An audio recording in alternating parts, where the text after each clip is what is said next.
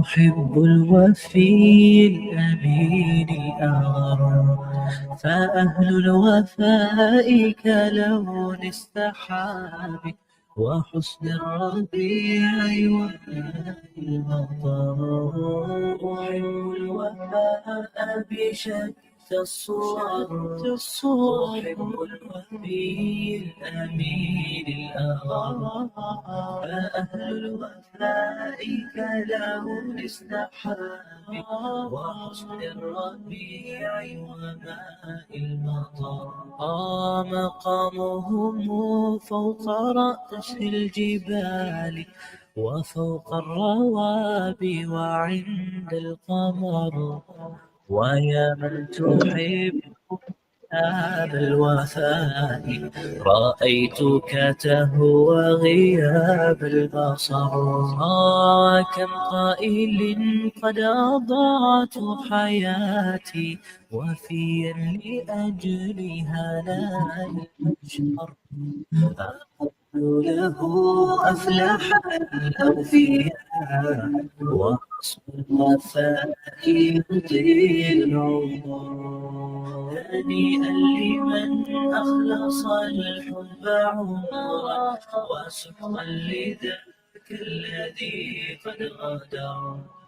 هنيئا لمن أخلص الحب عمرا وسحقا لذاك الذي قد غدر. أحب الوفاء بشتى الصور، أحب الوفي الأمين الأغر، فأهل الوفاء كلون السحاب وحسن الربيع وماء المطر. أحب الوفاء بشتى الصور، أحب الوفي الأمين الأغر، فأهل الوفاء كلون السحاب وحسن الربيع وماء المطر. مقامهم فوق رأس الجبال وفوق الروابي وعند القمر. ويا من تحب غياب الوفاء رأيتك تهوى غياب البصر. كم قائل قد أضعت حياتي وفيا لأجلها لا البشر. أقول له أفلح الأوفياء وحسب الوفاء يطيل العمر. هنيئا لمن أخلص الحب عمرا وسحقا لذاك الذي قد غدر. هنيئا لمن أخلص الحب عمرا وسحقا لذاك الذي قد غدر.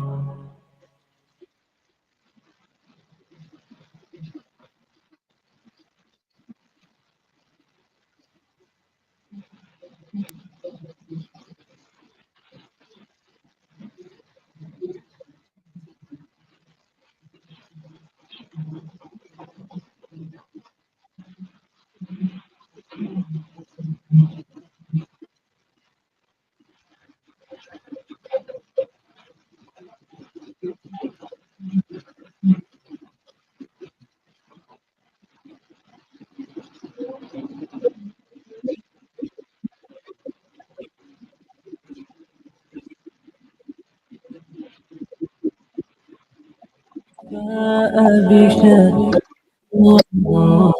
أحب الوفي الأمين الأغر، فأهل الوفاء كلون السحاب وحسن الربيع وماء المطر. أحب الوفاء بشتى الصور، أحب الأمين الأغر، فأهل الوفاء كلون السحاب الربيع وماء المطر.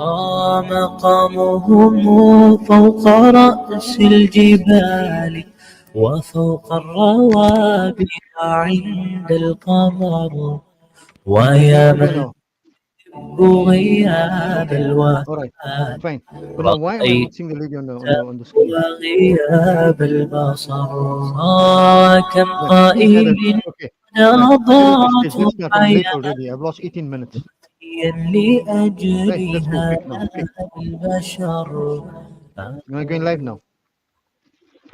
أعوذ بالله من الشيطان الرجيم بسم الله الرحمن الرحيم الحمد لله رب العالمين والعاقبة للمتقين والصلاة والسلام على رسوله الكريم سيدنا محمد وآله وأصحابه أجمعين برحمتك يا أرحم الراحمين. All praise due to Allah, the Lord, cherisher, nourisher, sustainer, and master of the universe, the most gracious, the most beneficent, the most merciful. Ya Allah, it is only you that we worship and it is your guidance that we seek. Ya Allah, keep us on the straight path. Ya Allah, show us the choice of blessings. Ya Allah, show us your mercy. Ya Allah, guide us. Greetings, salam, salutations on our beloved Nabi Muhammadur Rasulullah sallallahu alaihi wasallam. It's time for Medical Files, brought to you by the Islamic Medical Association of South Africa and hosted by myself, Faizal MJ Suleman. Assalamu alaikum wa rahmatullahi wa barakatuh. And we welcome our listeners on Radio Al Ansar, CII Radio, Voice of the Cape, Radio 786, Sirius FM, Radio Islam, and IFM Port Elizabeth, and all listening to us on audio streaming and other platforms. Our topic for discussion is leukemia and lymphoma. And our special guest this evening is Dr. Farah Rahman, a specialist physician and clinical hematologist. Dr. Rahman, Assalamu alaikum wa rahmatullahi wa barakatuh, and Jazakallah khair for joining me on the program this evening. Wa alaikum salam. Thank you for having me. Absolute pleasure, Dr. Rahman. Now, just to introduce our guest, Dr. Farah Rahman, is a specialist physician and clinical hematologist. She has extensive experience treating patients in both the public and private health sectors. Her clinical interests include stem cell transplantation, lymphoma, leukemia, and coagulation disorders. She is currently the chairperson of the Lymphoma Working Group of the Blood SA Scientific Steering Committee. And Dr. Rahman is a passionate patient advocate dedicated to improving access to quality hematology care and stem cell transplantation in South Africa.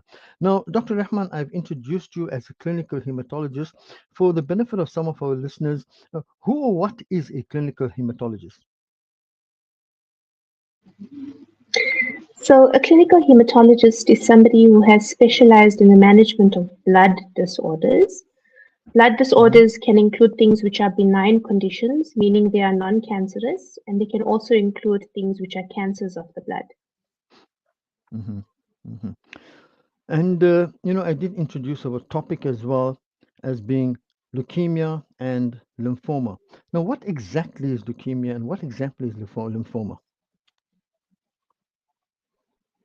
Okay, so we all know a cancer is when a type of cell in the body grows so fast that it doesn't allow the normal cells of the body to grow. When you see this with solid tumors, you might see masses growing. Blood tumors may be the same or they may be different in certain ways. So both leukemia and lymphoma are cancers of the blood. Leukemia is when the cancer forms of the blood cells themselves. And lymphoma is when cancer involves things known as lymph nodes, which is parts of your body that drain the blood from your body. And how common are these conditions in South Africa? So leukemia and lymphoma are not one of the most common malignancies when it comes to cancers. In South Africa, we diagnose approximately 2,500 cases of leukemia per year. And lymphoma in South Africa would probably diagnose around 5,000 cases of lymphoma per year. Now, are these the only So they're not very common, but they're not rare either. Yes, I can see that. And are these the only two types of cancer that's around, or are there other types of cancer as well? There's many types of cancer in the blood. So if we're speaking specifically about blood cancers can be divided into leukemias, lymphomas, and you can also get something called myeloma, depending on the type of blood cell that is involved. If the cancer affects the red blood cells, the white blood cells, or the platelets, it would be leukemia. If it's affecting the lymph nodes, it would be a lymphoma. And if it's affecting the plasma cells, you can end up with something along the myeloma spectrum. Now, obviously, there must be some symptoms, some warning signs that people should look out for. What are some of these warning signs or symptoms that people should look out for?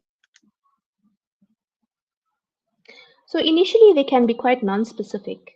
And one way to remember them, if you're thinking about leukemia, is if you look at the type of cells that you get in your blood. So you get white blood cells that helps the body to fight infection. You get red blood cells that carries oxygen and nutrients to the body. And you get platelets that in normal health will stop the body from bleeding.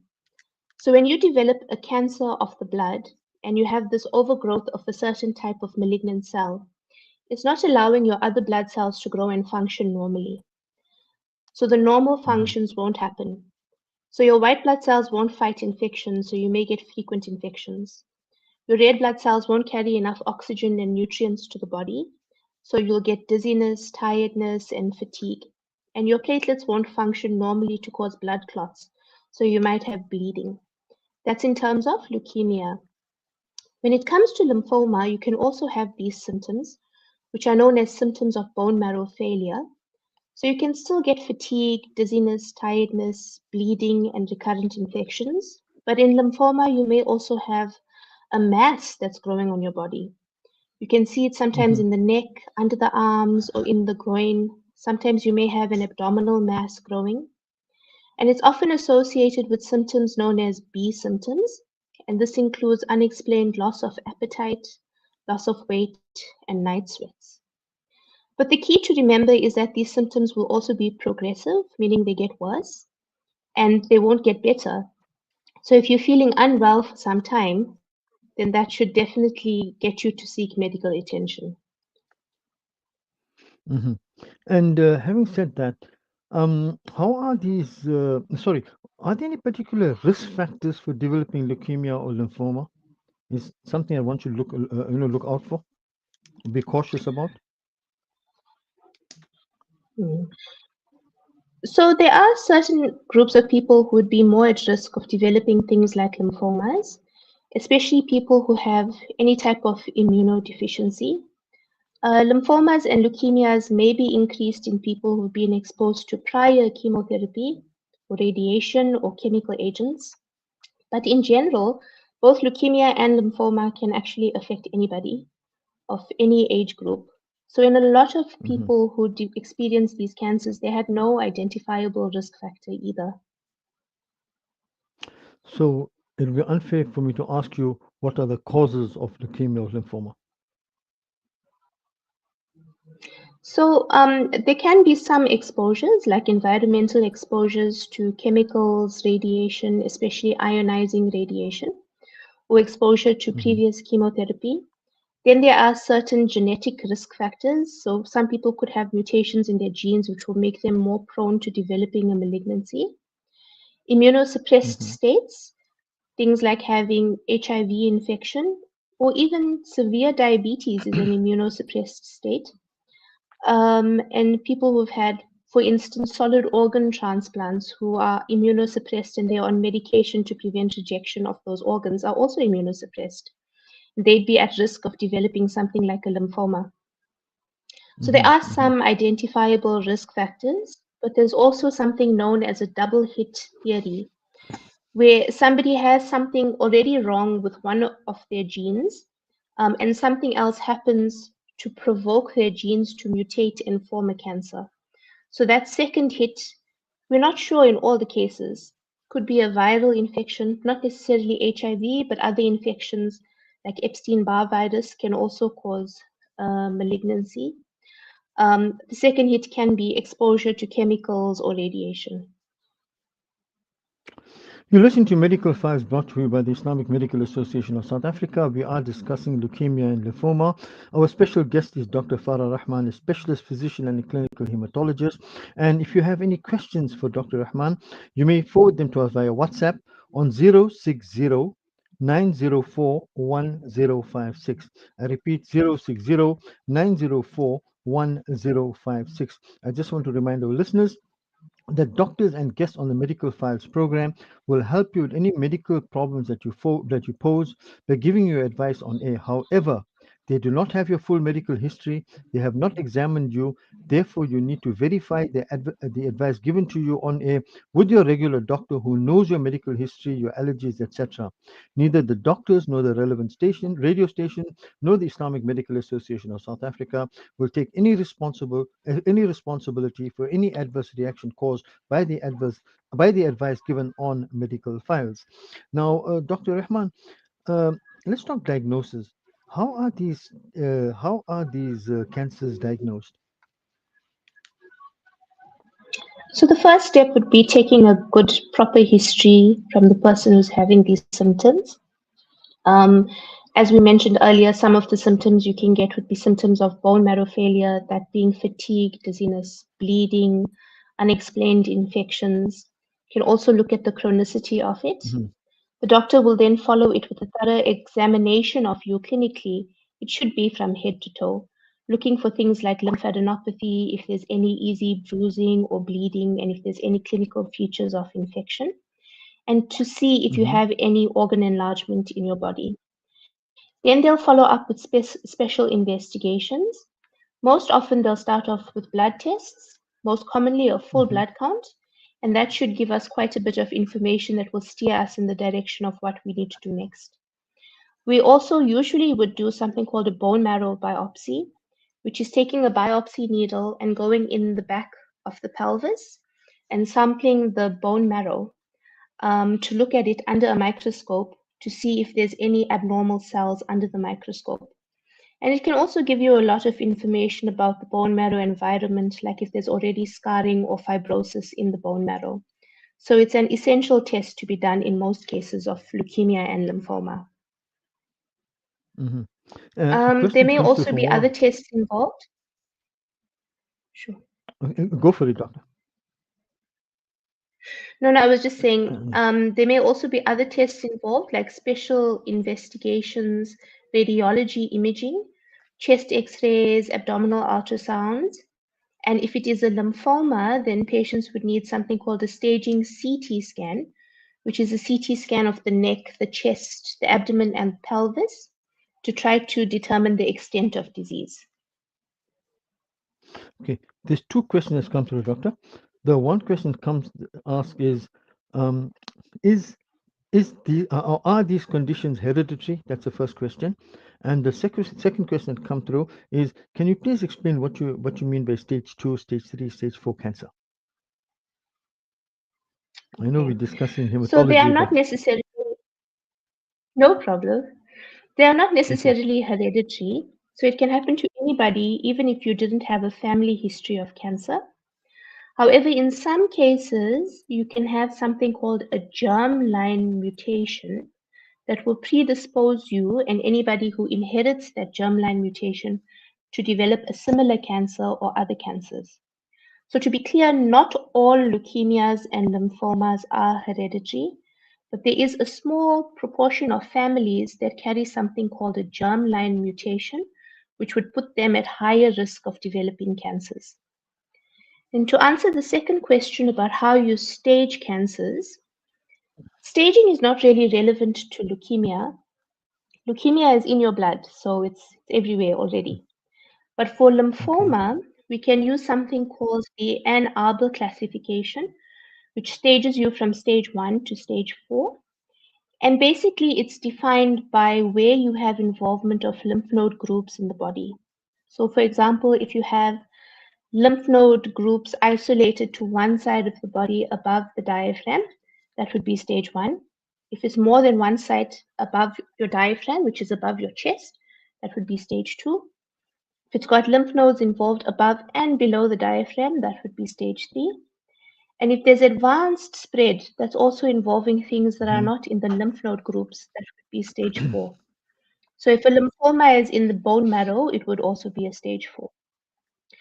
And then depending on whether or not you had those symptoms of loss of appetite, loss of weight, and night sweats, which are the B symptoms, can be classified as either stage whatever A or B, where A means you didn't have those symptoms and B means you did.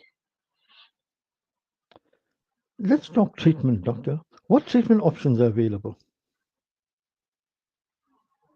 So there's many treatment options. It's difficult to talk about it in a broad category because the treatment will be specific for the type of cancer that you have, and it will also be specific for you as an individual. So if we're talking about something like leukemia, treatment would generally involve chemotherapy.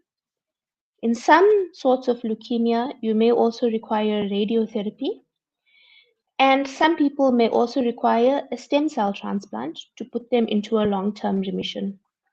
In lymphoma, again, there's a combination of chemotherapy and radiotherapy depending on the individual. And in some cases of very aggressive lymphoma, they may also require a stem cell transplant. And in this day and age, we actually have an explosion of new agents that are being developed. So there's something called immunotherapy now, which allows you to give targeted therapy. So we're able to look at markers that cells express and specifically target those cells. Because the problem with traditional chemotherapy is that it's very effective at killing rapidly dividing cells. But a lot of your normal blood cells are also rapidly dividing. So it causes a lot of toxicity in that way. Whereas these newer targeted agents or the immunotherapies cause a lot less toxicity compared to traditional chemotherapy because they are more targeted. Okay. Doc, we're going to have to take an ad break. On the other side of the ad break, the question I pose to you is how has treatment improved over the years, and are the cure rates better now? That's technological development, but we'll come to that after the ad break. Do stay with us, Doc. Okay, sure.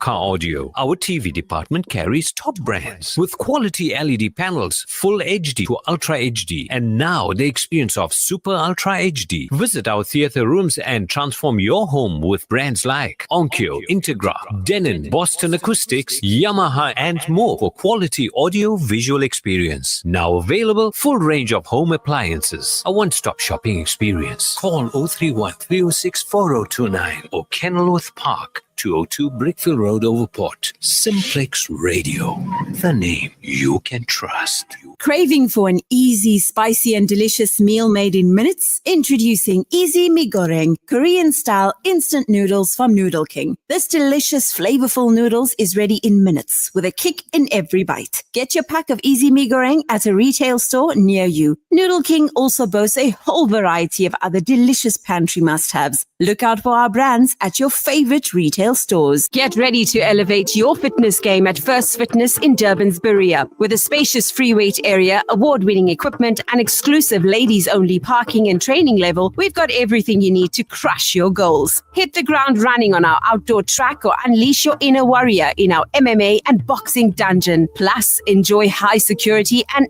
ample parking. And don't forget to refuel at our halal coffee and health restaurant for the best in coffees, smoothies, and healthy eats. Join us today and redefine your fitness journey. First Fitness, dare to be extraordinary. Radio Al Ansar, 24/7, 365.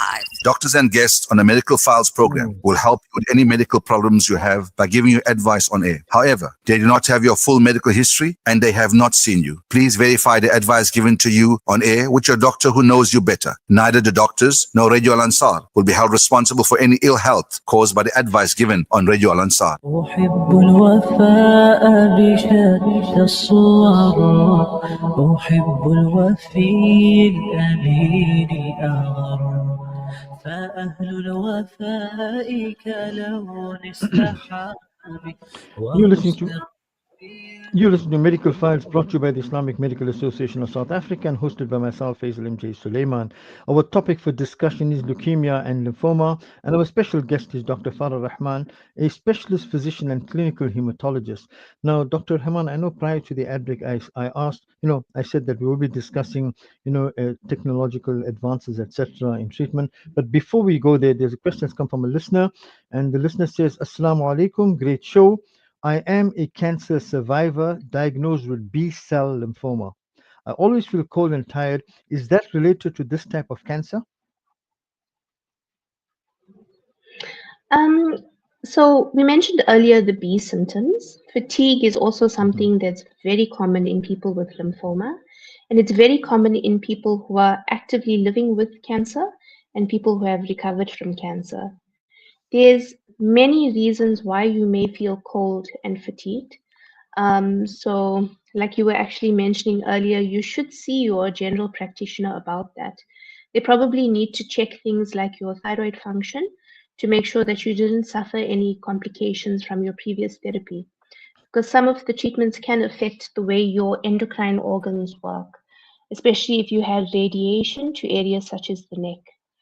Um, they also need to screen to make sure that you haven't developed any other chronic illnesses like diabetes, which can also cause people to feel fatigued. Now, coming back to a question I had posed earlier, how has treatment improved over the years, and are cure rates better now? Definitely. So initially in the early days when one was treating leukemia, I wasn't around back then, but it was predominantly treated with blood and platelet transfusions, and there was no actual directed therapy for treating leukemia. Then something known as hydroxyurea was developed to treat some of the leukemias, and that basically just reduced the white cell count, but it didn't target the actual cancer cells. Following that, chemotherapy agents started to be developed, and these saw improved cure rates. But like I said, they were not very specific, they were not targeted. So they were killing without discrimination. So while they would kill the cancer very effectively, they would also have a lot of side effects in that there'd be your normal cells would also be destroyed, and you would have a prolonged healing period, and you'd require a bit more support in terms of infectious support. Nowadays, we are developing newer agents that are more targeted and they would have reduced toxicities. This is for both leukemia and for lymphoma. The cure rates have definitely increased. Children with leukemia have more than an 80% survival. So definitely cure rates have increased. And almost every day I'll see patients in our clinic who've been in remission for many years and are thriving. Some are having children, some are completing school, getting their degrees, starting to work. So definitely it can be cured. And I think that's good news because the minute we hear the C word, we're all going to panic mode. So at least there is that hope, which I Mm, think is very encouraging. yes. Now, doctor, what challenges do patients face both medically and emotionally? So we just said now the diagnosis of cancer is quite a difficult thing to go through. And it's not just the patient that's going to struggle, it's going to be the patient in their family and in their support structure. You mentioned when you hear the diagnosis of cancer, everybody always automatically goes to think of the worst. But there is a whole process that this person and their family is going to have to go through. And there's a lot of toxicities that people face when they are dealing with cancer. So we mentioned the treatment itself can be toxic. There's also something known as financial toxicity. Some of the treatments are expensive. And when you're in the state sector, you don't have availability of all treatments if you're in the state sector. If you're in the private sector, sometimes your medical aid doesn't cover everything and you have out of pocket costs. Then there's the social toxicities. A lot of people struggle with depression and anxiety, and they need a lot of social support. So it can be a very psychologically challenging time for people and their families. I think that one of the other issues socially is also stigma. I've had some of my teenage patients tell me that they get picked on in school because their colleagues in class think that they might catch cancer from them. So some people might think that it's contagious. So one big problem is that there's not enough awareness in the community. Like you can't actually catch cancer; it's not contagious. One of the other issues is that in South Africa, especially, we have very delayed diagnosis. And it could be because people either are seeking help too late, or they are not recognizing the signs, or maybe their healthcare providers are not investigating properly. But we do have delayed diagnosis in South Africa. And obviously, the later you present, the less well you're going to do in the longer term.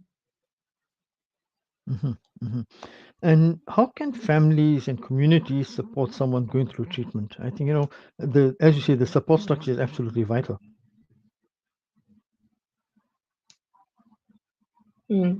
Definitely. Yeah. I think So, sometimes mhm, someone just needs somebody to be there. You don't necessarily always have to tell someone who's struggling anything. Sometimes you just need to be there as a sounding board to listen to them and to hear what they have to say. So, social and psychological support is a big aspect. The community can also rally in other ways because patients being treated for blood cancers actually need a lot of resources. And some of these resources include things like blood products, including red blood cell transfusions and platelet transfusions. So people can actually donate blood. When you donate blood, it gets separated into three forms of products. It gets separated into red blood cells, platelets, and plasma, so that one unit of blood that you donate can actually help 3 patients struggling with blood cancers. There's other ways that people can donate. A lot of people have fundraising that they do when they're trying to source things like immunotherapies that they can't otherwise source. Even as part of the community, even if it's something simple like making a meal for a family where the mother is suffering with lymphoma, it would go a long way. So there's some very mhm. basic things that you can do, and then there's a lot of things that you can do that can directly help, such as blood donation. Another very important aspect is to consider signing up as a stem cell donor because a lot of patients with leukemia will require a stem cell transplant in order for them to be cured from the leukemia. And in South Africa, we have very few donor options for our patients because we have very diverse genetic makeup in South Africa. So it's quite hard to find a match sometimes. So the more people signing up as a donor, the more likely somebody is to actually find a match that can help them with the stem cell transplant. And just to remind our listeners again, this is an interactive program. If you have any questions for Dr. Farah Rahman, a specialist physician and clinical hematologist on leukemia and lymphoma, your questions that are questions on leukemia and lymphoma, then you may forward them to us via WhatsApp on 060-904-1056. I repeat, 060-904-1056. Now, you did mention, doctor, that if you there's a delay in diagnosing or diagnosing the condition, then that can affect treatment as well. So what role does early diagnosis play in improving outcomes? It's absolutely important to be diagnosed early. If you have so there's two types of leukemia. There's acute leukemia and there's chronic leukemia. Acute develops over a rapid time frame, whereas chronic develops over months sometimes. So if you have acute leukemia that's developing rapidly and it's not recognized, you run the risk of dying before even being diagnosed. You may have bleeding complications, infectious complications, and even if you do get to us in a very bad state where your body is riddled with infection, it becomes much harder to treat that person than someone who gets to us early in a relatively good state. When it comes to lymphoma will start as stage 1, and there will be less disease burden to treat if you're treating it early, whereas if you get it at stage 4, it's going to be a bit more difficult to treat because the disease is going to be more aggressive and there will be some more organ compromise already, and you will require more in order to get you into a better state. So early diagnosis is key. And if you have symptoms that are worrying you, loss of appetite, loss of weight, night sweats, a mass that's growing, if you're bleeding, if you're getting unexplained recurrent infections, especially if it's not getting better, please go to see your doctor and they should take it seriously. A question that comes from a listener from brother Yusuf is, how is it or why is it that some get cured of their leukemia and lymphoma and some do not? It's a very individual question. Leukemia and lymphoma is something called heterogeneous, which means that not all leukemia and lymphoma is the same. And even if two people have the same class of leukemia, it's going to behave differently in those people. So some may be more aggressive and some may be less aggressive. Some may have presented earlier, where some may have presented later. And then also to remember the individual that's affected by it. If somebody has less comorbidities or less chronic illnesses, they might do better than someone who has less comorbidities and less chronic illnesses. So it's very difficult to answer that question because it will depend on the individual circumstances of the person who's suffering with that cancer. Another question that's come through, it says, there are lots of misconceptions about leukemia and lymphoma. What are some of the common misconceptions about leukemia and lymphoma? I think this comes from a student. This type of question. So one misconception we mentioned earlier is that leukemia or lymphoma is contagious. It's not contagious. You can't catch it from a classmate. Another misconception is that it's incurable. We can cure, and we are getting better cure rates these days with better treatments as well. Misconceptions. Actually, can't think of any others right now, but those are the two that were on the top of my head. Okay, now I knew there had to be a student that would pose a question like that. Another question comes. I'm 60 years old. I'd like to know what causes low blood and what is low blood. It doesn't say low blood pressure, just low blood. I think probably the listener is referring to anemia. So anemia is when you have low hemoglobin. So the red blood cells in your body is what carry your hemoglobin, and the hemoglobin molecule is what carries oxygen and nutrients to your body. So again, there's a lot of causes of anemia. Some of the common causes could be things like iron deficiency. Could be if you have a chronic illness and your other organs are not working, then chronic inflammation can cause anemia. You may have a genetic tendency to have anemia if you have a hereditary condition. Maybe something simple like a nutrient deficiency if you have a vitamin B12 or folic acid deficiency. If you have a severe vitamin C deficiency, you can get anemia. If you are not eating well, you are not getting enough nutrients. And that is one of the common causes of anemia that we see in the elderly who follow a so-called tea and toast diet, where they're not getting much red meat or protein sources in their diet, so they're not getting proper nutrients. If anemia is progressive, and if there's no obvious cause, then you obviously need further investigation. There's some of the benign causes we spoke about now, which can be nutrient deficiencies, but there are also malignant or pre-malignant conditions that could become some sort of cancer later on. There's conditions known as myelodysplastic syndrome, which can also be a common cause of anemia. And one very common cause that we see in our community is something like chronic kidney disease, because the hormone that makes your body make red blood cells is produced by your kidneys. So if your kidneys are not functioning properly, then your body won't function properly. If you have other chronic illnesses like hypothyroidism, it can also cause anemia. So the causes are very vast. Thank you. Doctor, it's time for us to take an ad break again.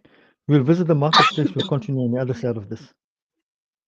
Radio Al Ansar, 24/7, 365. This segment is brought to you by Kenfield Auto, your RMI approved service and repair specialist. 236 Brickfield Road, Overport. Kenfield Auto. Bismillahirrahmanirrahim. ربنا اغفر لنا ذنوبنا وإسرافنا في أمرنا وثبت أقدامنا وانصرنا على القوم الكافرين. I won't start. Kenfield Auto. Noisy brakes. Kenfield Auto. Due for a service. Kenfield Auto. Kenfield Auto, the answer to all your car problems. Your service and repair specialist for your VW, Audi, Suzuki, Toyota, or just about any vehicle. Kenfield Auto, your RMI and insurance approved workshop to handle them all. 236 Brickfield Road, Overport. Call us on 031 207 2399. Kenfield Auto. Radio Al Ansar. doctors and guests on the Medical Files program will help you with any medical problems you have by giving you advice on air. However, they do not have your full medical history and they have not seen you. Please verify the advice given to you on air with your doctor who knows you better. Neither the doctors nor Radio Al Ansar will be held responsible for any ill health caused by the advice on Radio Al Ansar. أحب الوفاء بشتى الصور أحب الوفي الأمين. You're listening to Medical Files, brought to you by the Islamic Medical Association of South Africa, hosted by myself, Faizal MJ Suleman. Our topic for discussion is leukemia and lymphoma. Our special guest, Dr. FARAH, a specialist physician and clinical hematologist. If you have any questions for our learned doctor, you may forward them to us via WhatsApp on 060-904-1056. Now, Dr. Rahman, earlier you did mention when we spoke of communities, how they can assist. You spoke about donating blood, etc. Now, how can people donate blood or stem cells or support leukemia and lymphoma patients in South Africa? What's the procedure? So in terms of donating blood, you can find your nearest South African National Blood Service facility. So they would have pop-up stalls where sometimes they do blood donation drives, but also they have fixed offices which should be in an area next to most residential areas. You can donate blood once every 56 days. And like I said earlier, when you donate blood, that has the potential to save up to 3 lives at a time. 1 pint of blood will be divided into 3 products: red blood cells, platelets, and plasma. Some people with certain blood groups can do direct platelet transfusions, so they can have something called an apheresis procedure, where only platelets are taken out of the donor and they can be used for platelet transfusions for patients. You can do that a bit more often than you can donate blood itself. In terms of stem cell donation, so when you sign up as a stem cell donor, it doesn't automatically mean that you will donate to somebody. When you sign up, they check if your tissue type matches anyone who's requiring a stem cell donor, and then you may be called upon to be a stem cell donor. So it's actually quite easy to register to be a stem cell donor. There's a few foundations relevant in South Africa, the first of which is the South African Bone Marrow Registry, and the second one is known as DKMS Africa. And these people have a very big presence online. You can Google them. And you can ask them for information. They will even send you a swab kit. It's not even a blood test, where you swab something like an earbud inside your cheeks and upper lip, lower lip on the inside. You send it back to them and they check the tissue type. And if your tissue type matches someone in need of stem cells, they will then contact you to see if you are fit and healthy and if you are able to donate. So there's a lot of ways that people can help in terms of blood donation and stem cell donation. Thank you, Doctor. In fact, one question has come through, and I think it's probably the last question that we'll take, is that what is the difference between chemotherapy, radiation therapy, and stem cell transplantation in cancer patients? So chemotherapy is when you are using some sort of chemical agent to achieve a response for the cancer. That chemical agent can be either intravenous, which is into a vein, it can be subcutaneous, which is an injection similar to insulin injections, or some of them can even be oral tablets. There's many different types of chemotherapy, and they each would be tailored to the type of cancer that they're trying to treat.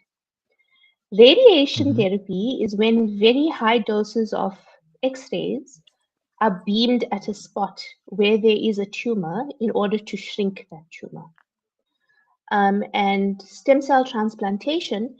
So to understand that, you must first understand what a stem cell is. A stem cell is a type of very clever blood cell that can become any other type of blood cell.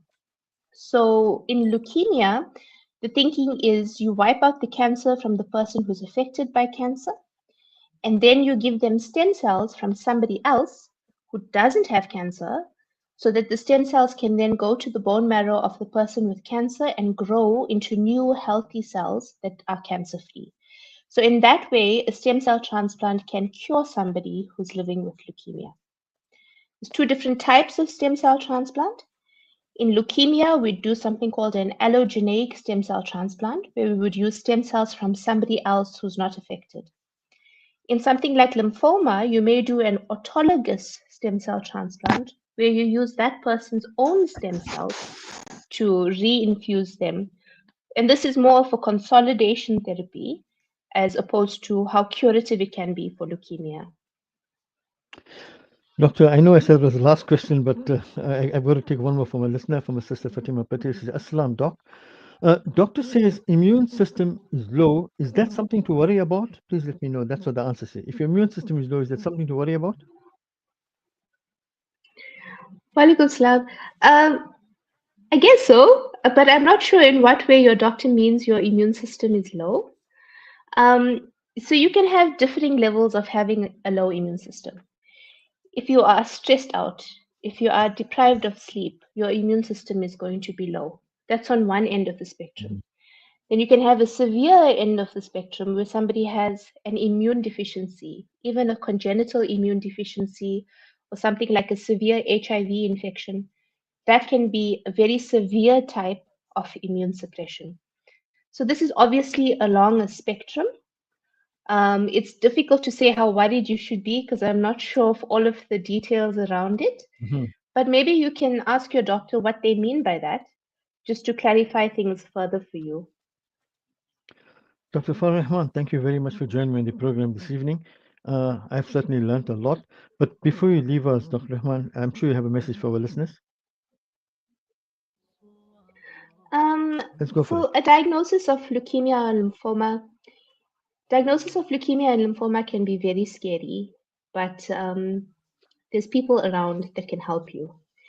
And even if it's not you that's struggling personally, if it's somebody that you know, somebody that you related to, you can perform that function of helping them. Just be supportive to people. Don't ignore symptoms that are not going away. Certainly don't ignore those red flag symptoms that we mentioned earlier. And make sure that you pay attention to your body and that you go to your doctor when you need to. Dr. Farah, thank you once again. It's been a pleasure talking to you, and all the best to you. And I say thank you. All the engineers and techs in the various radio stations that perform the engineering and technical duties, thank you very much. Time for me to bid you farewell, and thank you for tuning into Medical Fast. From myself, Faizal MJ Suleman, it's Assalamu alaikum wa rahmatullahi wa barakatuh. حياتي وفيا لأجلها لا البشر أقول له أفلح الأوفياء